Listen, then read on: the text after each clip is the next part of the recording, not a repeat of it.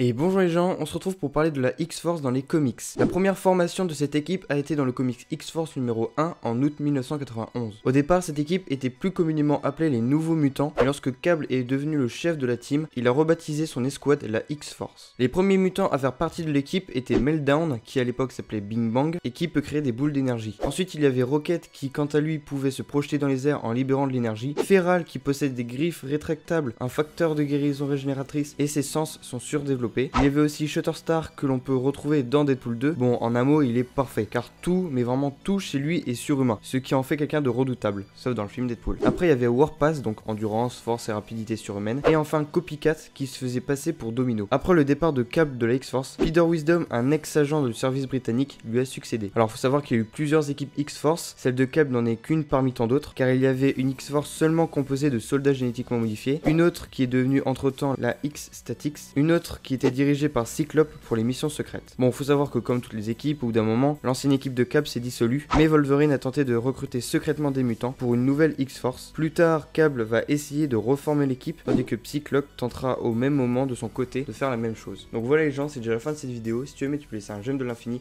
un commentaire, t'abonner, me suivre sur les réseaux sociaux, et sur ce, ciao.